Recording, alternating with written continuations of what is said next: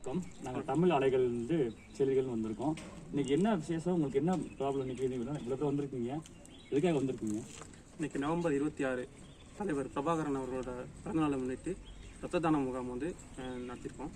இதில் பார்த்தீங்கன்னா உடல்நிலை முடியாமல் ரத்தம் தேவைப்பட்டு நிறையா மருத்துவமனைக்கு போயிட்டு ரத்தம் கிடைக்காம போயிட்டு நிறைய பேர் பாடுபட்டுருக்காங்க. அந்த குறையை நீக்கிறதுக்காக முகாம் நடத்தி ஒவ்வொரு வருஷமும் தலைவர் பிறந்தநாள் அன்னைக்கு முகாம் நடத்தி ஏழை மக்களுக்கு உதவி பண்ணிட்டு இருக்கோம்.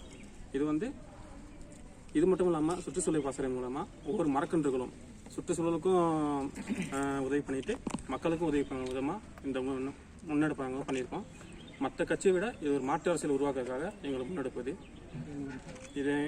இதுக்கப்புறம் உடல் உறுப்பு தானம் நாங்கள் பண்ணலான்னு இருந்தோம். அதுக்கான வசதி இந்த மருத்துவமனையில் இல்லை, கூடுதல் அரசு மருத்துவமனையில் இல்லை.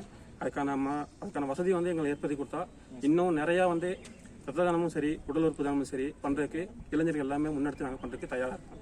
சரிங்க. இப்போ நீங்க பிரபாகரன் போட்டோ வச்சிருக்கீங்க. இது எந்த கட்சி மூலம் பண்றீங்க, எதனால பண்றீங்க? இது வருஷம் பண்றீங்களா, இல்லை இங்கே போட்டு நடக்குதா, இல்லை தமிழ்நாட்டுல நடக்குதுங்களா? தமிழ்நாட்டுன்னு சொல்லணும்னா உலகம் ஃபுல்லாக இது நடந்துட்டு தான் இருக்கு. ஏன்னா உலகத்துலேருந்து எல்லா நாட்டிலையும் தமிழ் உணர்ச்சி யாராருக்கு இருக்கோ அவங்க எல்லாமே இது பண்ணிட்டு இருக்காங்க. நவம்பர் 26 அன்னைக்கு எல்லாமே இது பண்ணிட்டு இருக்காங்க.